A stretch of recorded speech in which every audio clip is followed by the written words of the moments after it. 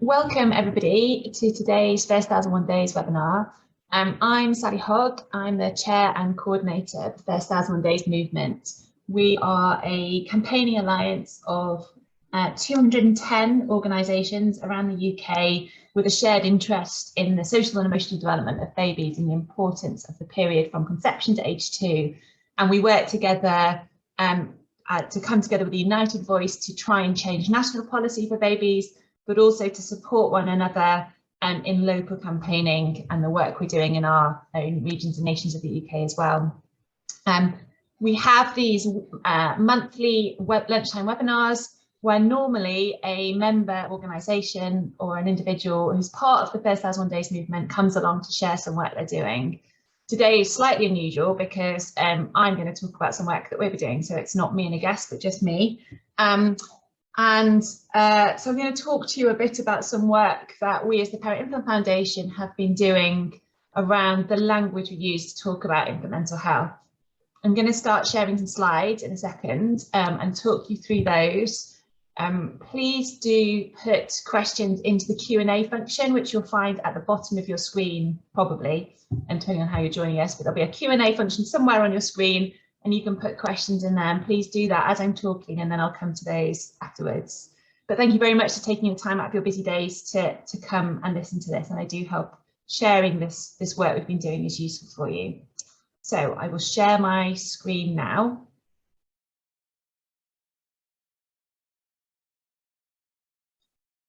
Okay, so hopefully you can now see that. So just a little bit of background. I've talked to you about who the First 1001 Days movement is. The Parent Infant Foundation is the charity that provides the secretariat, the support for the Parent Infant Foundation, for the First 1001 Days movement. We're a small national charity that supports the development of specialised parent relationship teams. And we do that through providing a range of online and in-person support for people who want to establish a parent-infant team, and through coordinating the parent-infant network, a kind of community of all of the parent-infant teams that exist around the country to share learning and work together to improve the quality and impact of what they do, and to advocate for more of these services to exist. Which may beg for the question for some of you of what is a specialised parent-infant relationship team? And I'll talk later about the fact that these teams are called different things in different parts of the country, but they have certain core features in mind. They're always multidisciplinary teams, but led by mental health professionals, either a psychologist or a psychotherapist. And they do two things in a local system. They offer direct support for families where there are issues in early relationships between parents and their babies, which are persistent and problematic, and where direct therapeutic support is needed in order to help to repair and strengthen those relationships, in order to make sure that the child has the nurturing care they need to get the best start in life. As experts in this area, teams also offer a wide range of indirect support, which they do through training other local professionals, through offering consultation, through offering supervision, and a wide range of kind of being experts and champions in the local system. And because they're multidisciplinary teams, they can pull on a range of different skills and expertise and different interventions to provide a package of support that best meets families' needs. They always work with families with babies under 2. That's what makes them a parent-infant team, but very often they might actually have a slightly wider remit. So some of our parent-infant teams work with families from pregnancy all the way to the child is 4.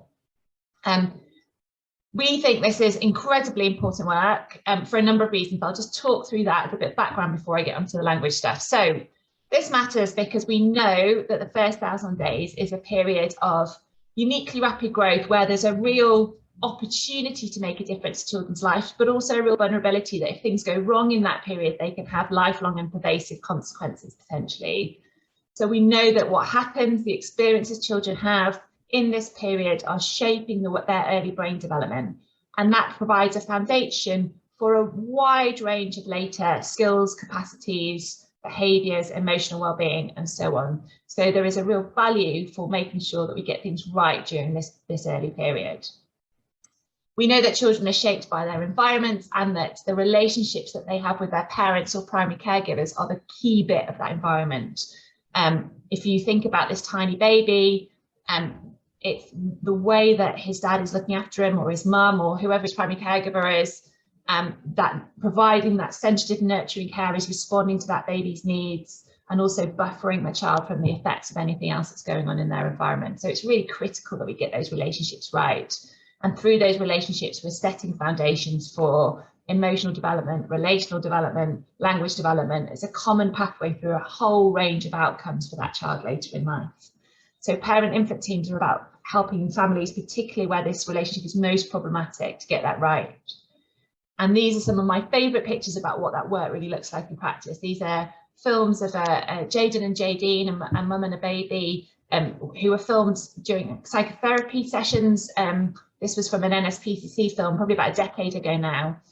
So Jadine had experiences of mental health problems and domestic violence. She was really struggling to bond to her baby, to respond to his needs. And you can see in that top photo that Jadine was experiencing that. He's kind of averting his gaze from her, rather than tuning into his mum, as we would expect babies of that age too. And there's already issues in that early relationship. But the lovely bottom photo is the same mum and baby after having 5 months of parent therapy, and you can see that beautiful relationship and them taking joy in each other. And we know that that has not just changed their relationship, but really changed the trajectory of that little boy's life as well. So we know this stuff works. We believe that all the babies in the UK who need it should have access to parent-infant relationship support. But currently there are only 42 services across the UK who do this wonderful work. And many mental health services, we know nearly half of mental health services will not even see a child under 2. So they're missing that critical period in which case can intervene to make a difference to child's life. So we need to advocate this stuff, and in order to do that, there's a really simple thing we need to get right, which is to get language right. And so we've been thinking a lot as an organisation about what do we do, how do we talk about this work? It's not typical mental health services.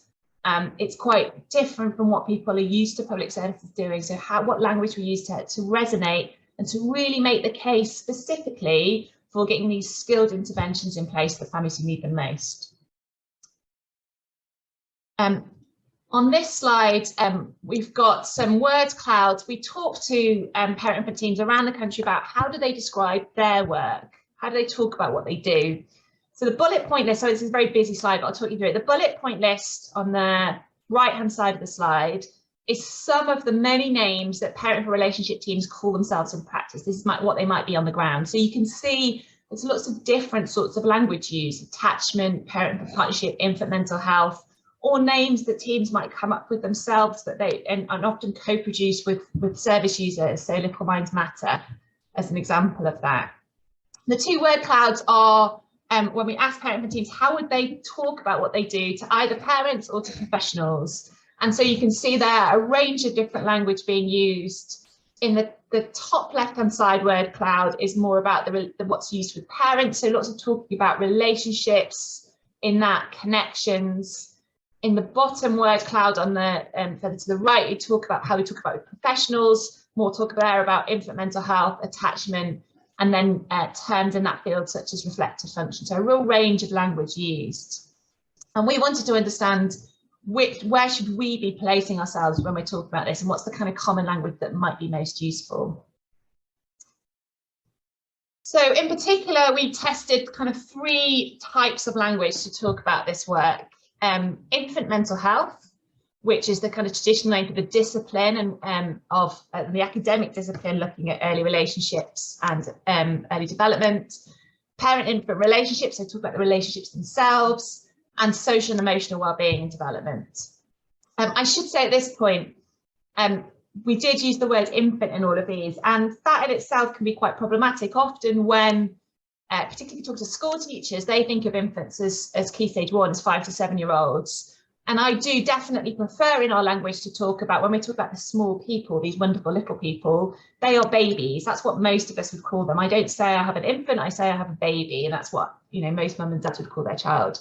But we have inherited this kind of professional world where in medicine and in mental health and in academia, very often babies are called infants. And so we have in this language, tested language, where the word infant is used, acknowledging that we will often use infant when we're talking about services and research and policy that affects babies, babies being the people who use that. So that's already slightly problematic. But anyway, we couldn't test every possible combination of words. So these are the three that we really looked at.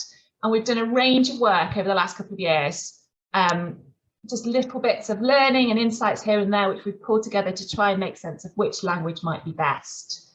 And again, answering these two questions: what resonates with our audiences? What language do people feel most comfortable with and feel that they understand? But also what builds support for our solutions? Because we do, at the end of the day, want people not just to understand what we're talking about, but to believe that the answer to this is, as part of a whole spectrum of services that support families, to have some specialist therapeutic support there as well.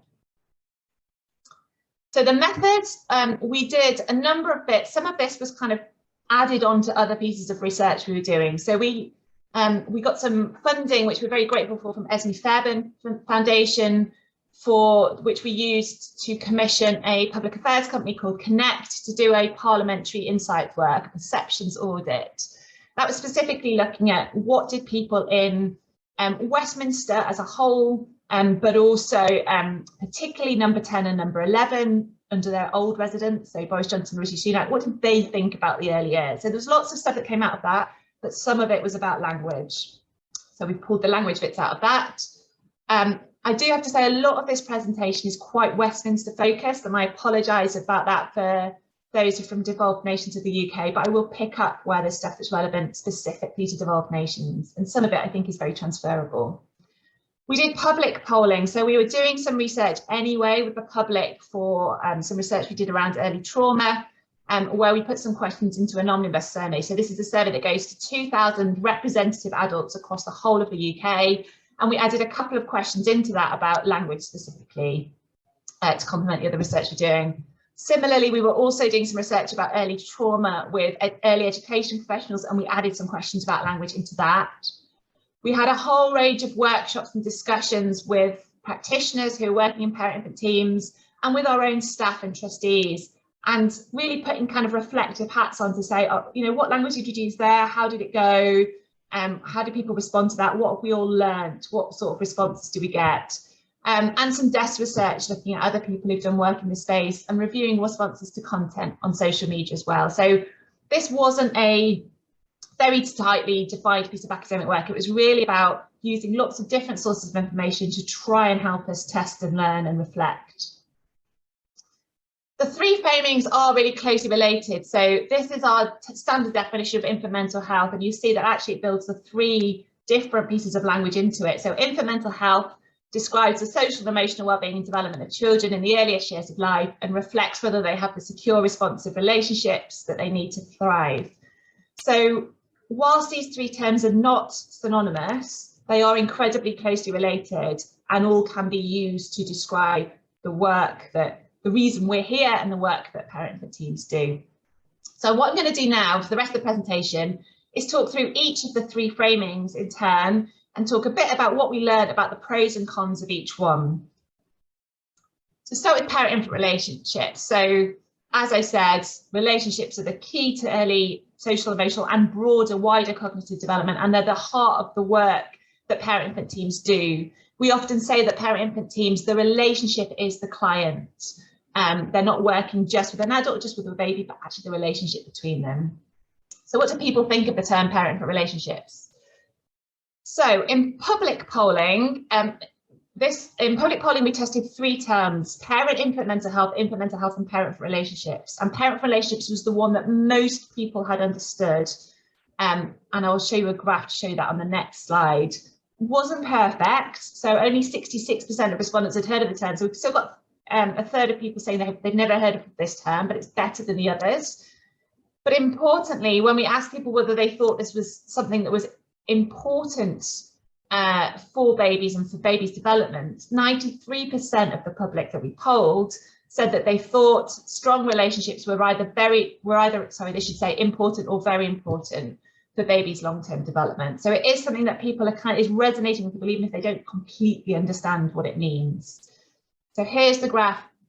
I should say we did this polling while we were still testing a number of terms before we narrowed down to the 3 that we really focused on. So social and emotional development isn't in here, and parent-infant mental health is, but we can see that parent-infant mental health is the least well-known term. And of the 3, parent-infant relationships is the one that most people have heard of and have some understanding of, although it's still less than half of adults say they have either some or fully understanding. So it's not perfect, but it's the best of the options. One of the things that we worried about when we talked about parent-infant relationships is whether or not people believe that this is something that state public services should intervene in. So one of the hypotheses that we were testing was that people might think, well, relationships are important, but they're kind of just something that's happening in a home environment. They're not an area where health services should get involved or the state should intervene, that it's this kind of private sphere. So we tested that in the polling and said, do you believe health services should offer support to families where there are issues? And 84% of respondents agreed or strongly agreed to that. So that was useful for us. We thought, okay, well, if we do talk about parent-infant relationships, we are going to get some of that support for some of our policy solutions. And we also asked, I'm going to move to my next slide, we also asked people to rate how the UK government should prioritise different issues. So we have to set questions about different elements of maternity and infant health and different elements of mental health amongst babies, children and young people. And this is quite a complicated, the answers were very complicated. There weren't kind of standout winners, but if we looked at what people ranked as their top thing, there's all sorts of interesting stuff you can unpack on this slide about the gender differences and everything. But you can see that parent-infant relationships did not rank particularly highly compared to other aspects of babies or mums' health. But when they compared them to different elements of children's mental health, you started to see that actually parent relationships ranked more highly and ranked more highly than talking about babies' mental health. So if we're comparing different ways of talking about babies' mental health, social and emotional development ranks slightly higher than relationships and mental health ranks slightly lower. But it's not perfect as a term, and one of the limitations we get if we talk about things in terms of parent relationships is they're not any specific policymaker or commission's responsibility. Now, that might mean that there are opportunities to make them anyone's business, that we could pitch to a public health commissioner or a children's services commissioner or a mental health commissioner or a minister of any of those things and say, this is something you need to take seriously. So there's a bit of an opportunity there. But actually, when something is not clearly anybody's responsibility, it's very easy for everybody to pass the buck, and it's very hard to hold people to account. So it's difficult if we talk about parent-infant relationships to say, to ask a question of Parliament, to say, Minister, why are there not these things in place? Why are we not doing enough to support parent relationships? Because it's not clearly in anyone's brief, and it's harder. You have to make the case that this is their business before you then make the case to do a particular intervention. So that's the difficulty of working in the space of parent-infant relationships. They don't sit clearly with anybody.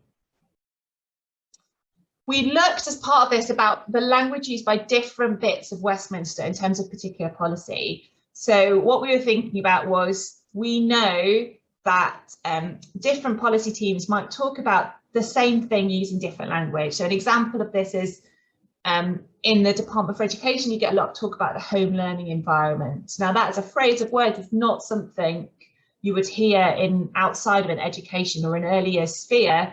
And yet lots of other bits of government are thinking about the home and what's happening to children, what's happening between parents and their children. So there are different languages used. And what we wanted to understand was, of these different phrases we were testing, which ones were better fit for different agendas. So if we were going to a different minister or a different policymaker, what should we use? And what we did here was we looked at policy documents and speeches and did, some quite simple kind of, you get the Adobe document up and you just search for different terms. What terms fitted best in what places, what language seemed to fit well. There is increasing talk in government at the moment about families, and within that sphere of families and also the child protection system, family help and the Start for Life agenda, we see a lot of talk about relationships, not necessarily parent relationships, but family relationships, relationships between parent and their child. We don't in those spaces hear much about social and emotional development or mental health in the same sense, infant mental health. So it feels like if we're going to try and convince people in these spheres of policy, so directors of children's services, that education ministers, etc., that this work is important and should be something they care about, then talking about relationships feels like the best way to get this to resonate with them. And there's a quote here from the McAllister Review, the Child Protection Review, where you see this, that will talk about relationships and nurturing environment in relation to the family health agenda. Start for Life is interesting actually, because Start for Life is the agenda that Dame Andrea Leadsom has been leading for the Westminster government, and there was 300 million funding for this agenda that came out in the spending review in October. And when we now analyse the spending review documents, they're really inconsistent in what language they use. You get infant mental health in some places, parent and infant mental health, parent-infant mental health, early relationships. It felt like nobody had actually decided what term they were going to use. But as things have netted out over time, and if we look at the guidance that's now coming out around the Start for Life policy, they're now talking very clearly about perinatal and parent-infant relationships. So perinatal mental health is one thing, parents' mental health, and then parent-infant relationships is talking about this kind of baby's mental health space. So that's the language that's being used there.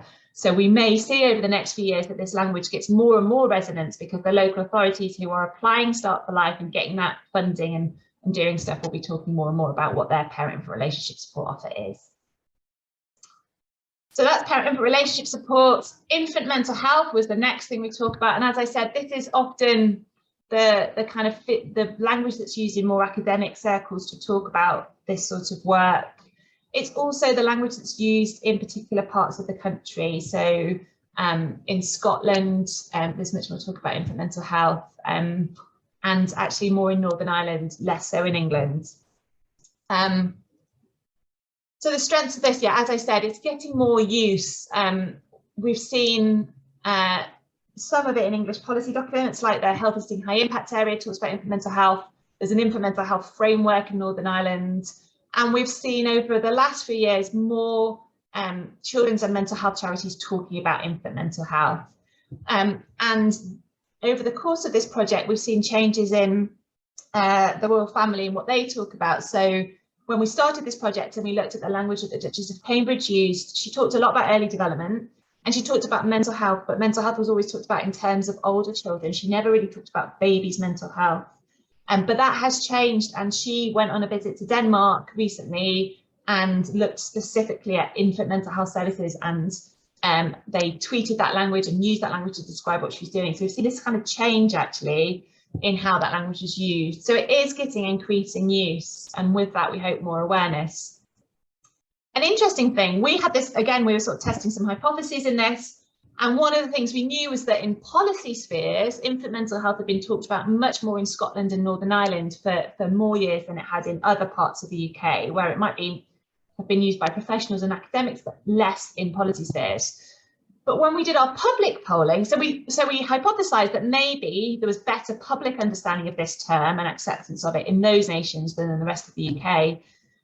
But the opposite was true. When we did our public polling, respondents in Scotland and Northern Ireland were significantly more likely to say they'd never heard of this term than people in other nations of the UK. So I don't really know what's going on there, but it shows this kind of mismatch between what people understand and what politicians and policymakers talk about. Parent-infant mental health is another term that is used in this space, which we sort of ruled out quite early from our testing. It is used, there are services that use this in Greater Manchester. A lot of the policy documents talk about parent-infant mental health. The Royal College of Psychiatrists guidelines talk about this. We find it's very confused with perinatal mental health. The kind of putting the parent at the front, you then get this mix and people start thinking about perinatal mental health services, which are obviously closer related, but focused more specifically on mum's mental health. So that confusion was unhelpful. And also when we did our surveys, there was lower understanding of parent-infant mental health compared to infant mental health or parent-infant relationships or social emotional development. So that's why we didn't decide to use that term more often. More strengths of infant mental health. So as I've said a number of times, what we're trying to do is to think about how do we get support for the solutions that we're advocating for. And we believe that a huge range of services play a role in promoting infant mental health, but there is, for the babies who need it most, a need for mental health-led services with that level of skilled expertise.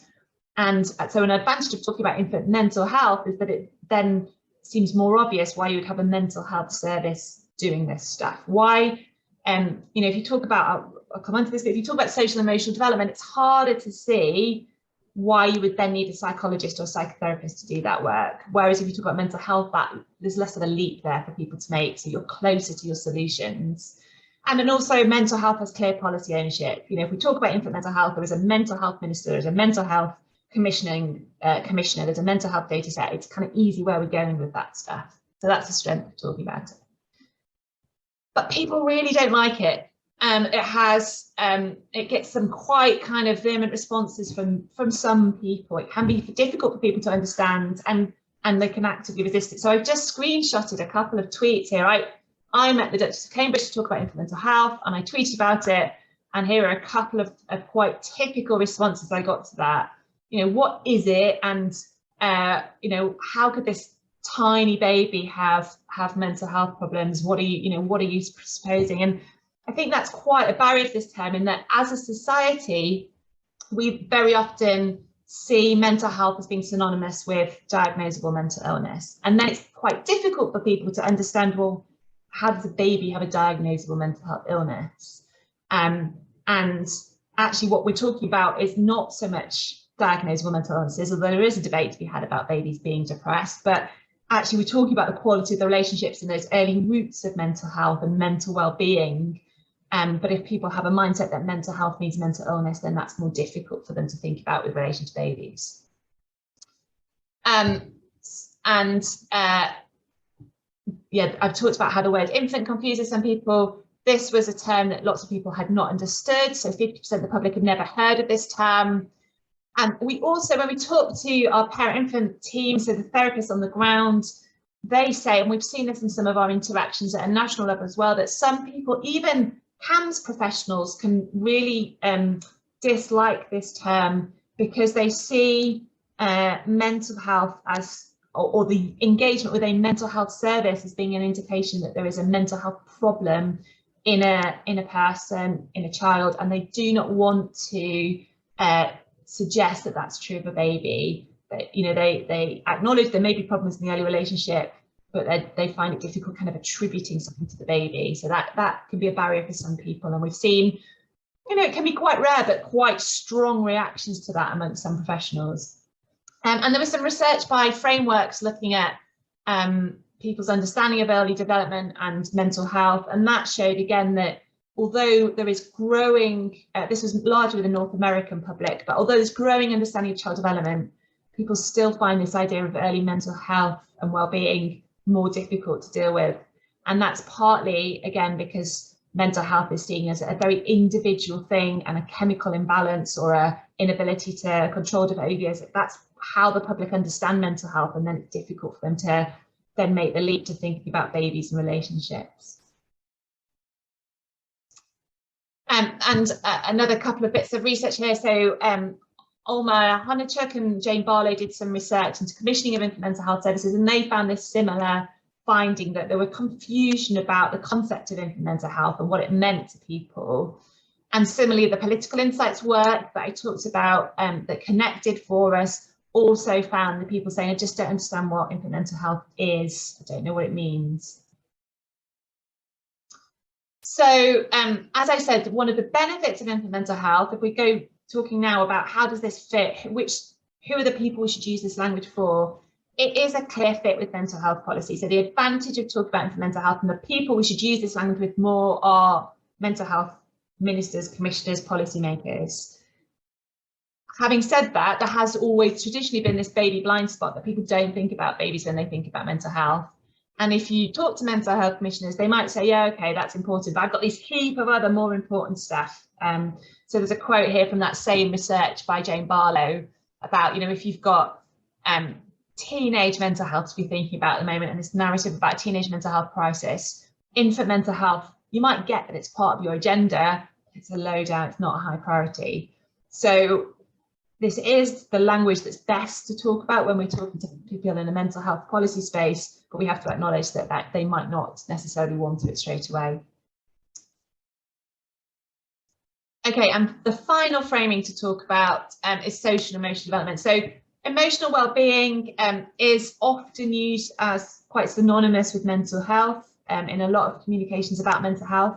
We can have a whole other debate about whether it completely is synonymous or not, but it is language that a lot of charities and policymakers use fairly closely together, particularly because mental health often is seen as being about mental illness. So emotional well-being is the way of talking about the kind of more positive health aspects of this.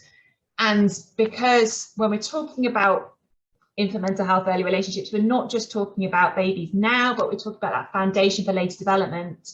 It's quite helpful to talk about social emotional well-being and development to indicate what they are being and what they're becoming. So what are the pros and cons of this as a way of framing it? So more people are comfortable with this concept. People don't recoil from talking about social emotional well-being and development in the way that they do occasionally from infant mental health. We did a bit of work in 2009 where we got lots of people in the first 1,001 Days movement together from lots of different disciplines to talk about the language they used. And this felt like the most common ground that people, whether you're in maternity, mental health, early years, education, felt like something that everybody kind of felt comfortable with. And similarly in the parliamentary insights work that connected, again, this was what people felt more comfortable with. And it was more widely understood in our professional survey. So that's good, people get it. But as I said, this isn't just about what people feel comfortable with, it's what leads them to the solutions that we're trying to advocate for. And the problem of talking about social and emotional well-being and development is that it's harder for people to talk about that and then to come to the conclusion that what we need is specialist interventions and therapeutic interventions and mental health support. And there's no kind of burning platform around social and emotional well-being and development. If we talk about babies, infant mental health and relationships and problems in those, people kind of feel an urgency that they don't quite feel when they're talking about social and emotional well-being and development. It's more like this is a descriptive term to describe kind of what's happening in the population rather than a problem demanding attention.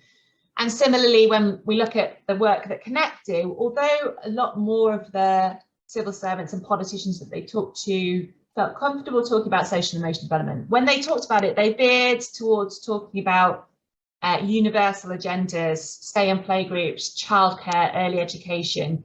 They weren't talking about what is happening in our most vulnerable families where children's development is at risk. So you've got a kind of bigger leap from using this sort of language to bringing people to talk about children where there's a real issue in relational quality that needs a therapeutic intervention, otherwise that child's life chances are going to be less good than they might otherwise be. And in terms of policy fit, so who is this language best to talk to?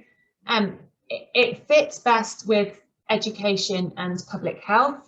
So if you look at the early years foundation stage, there is more talking about personal and social development within that. And similarly, if you look at public health outcomes, so the 2.5-year-old check that health visitors do, there is a nod in there to social development.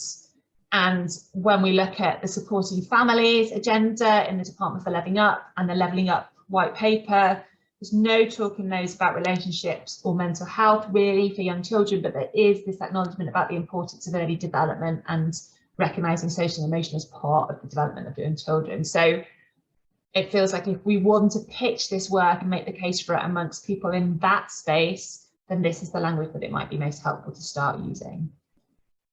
So that is a kind of quite a long rambling talk, but just a bit of a download of our learning, which I hope will be useful for you in thinking about what language you use. So there is no clear answer here. There's no word that we should definitely use to describe parent-infant teams and the work they do that is definitely going to get everybody saying, yeah, in this Tory leadership election, I'm going to vote for the person who's saying this thing. You know, there's no silver bullet that's going to make this agenda top of the priority list. And obviously language is only part of what we do. We've still got to come up with compelling arguments and good evidence and good relationships with policymakers to make a difference. There are, I think, clear pros and cons of using different language. So we've decided as the Parent-Infant Foundation to continue, as we have been doing, to focus mainly on the language of parent-infant relationships and to talk about parent-infant relationship teams. But not to be so strict in that we don't be flexible to engage and convince different audiences and recognise and meet people where they're at in terms of the language that they use. We do also recognise that services do call themselves infant mental health services. There's a whole wealth of research and a big case around infant mental health, and whilst that might not be our primary framing that we've decided to use for this work, we still believe it's really important to increase understanding of infant mental health amongst public and professional audiences, and to really try and flip that idea of what mental health is, that mental health isn't about individual deficits and diagnosable disorders, but it's about something that every human being, however small, has, and that is developed as much through our relationships as through our innate kind of capacities and health. So that's where we've netted out, and you might have listened to all of this and take away different conclusions, but I hope that it's helpful. And I'm going to stop sharing my slides now and open up for question and answer.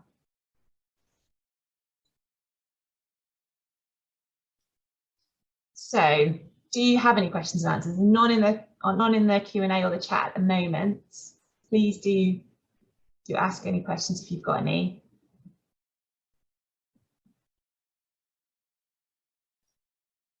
Stunned silence. Or any comments, any points of view, if you want to put anything in the chat about your responses to any of that or your own insights, things that you felt have been useful. Oh, I've got a question. So Kate, we're just developing an early intervention health visiting pathway starting antenatally. We thought we can use parental mental health pathway, which includes infant mental health and early relationships. Would you suggest it's separate, although we know it's linked?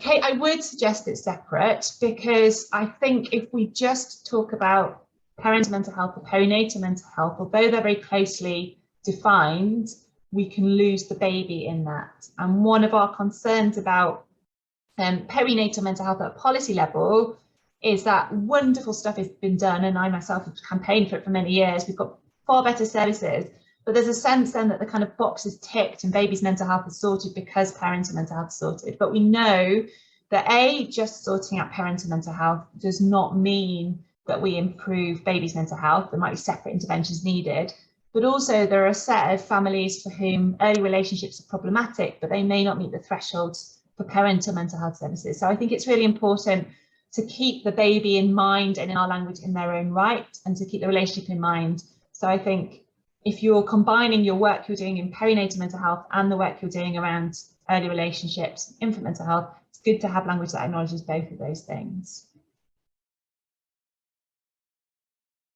Karen, any thoughts on what parents want parent-infant teams to be named?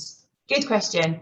I mean, I think there's, again, no single answer. I think you've asked a question, Karen, you could probably answer better than I could. I think a lot of parent-infant teams around the country have done a piece of kind of co-production work with their communities, including what do we think this service should be named. And I think a lot of the ones that have done that have netted out on talking about relationships. So teams like PAIRS, Parent and Infant Relationship Services, or the Little Minds Matter, or Little Minds in Mind. Those sort of names seem to be coming out from teams that have co-produced them. But our research that I talked about here is with all adults. It's not specifically with parents or with service users. There's a question from Joanne. So through the Parliamentary Institute's work, were we able to gain any insight into what was most likely to secure buy-in from budget holders or Director of Finance? Not really. So we did some work specifically on the Treasury in the UK and the UK government, so mostly English, health and education funding, and there was, even though at the point of doing some of that research they had invested in the Start for Life agenda, they weren't still comfortable with the term infant mental health. So infant mental health hadn't kind of been the thing that really made the difference for them. And I think it really depends on what their areas of priority are. So I talked a bit in the presentation about how different language matches up with different agendas. So I really think it's about the individual budget holder or Director of Finance and what their priority is, or what their local area's priority is, and then matching the language in that sense.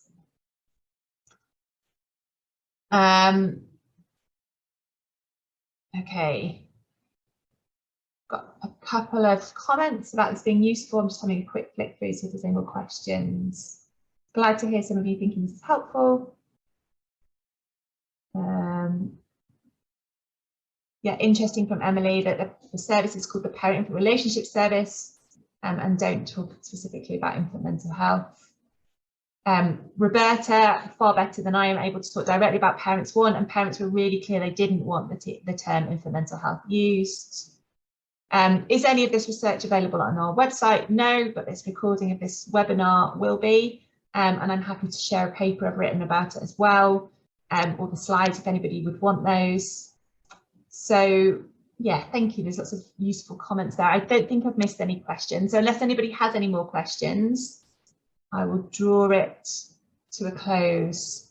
So there's a request from Alex to share the paper. So I will send the paper I've written about this, which is, it kind of goes to exactly the same as the slides. I'll send that out to everybody who signed up for the Brent Bite today, in case that's helpful to you. Thank you very, very much for your time today.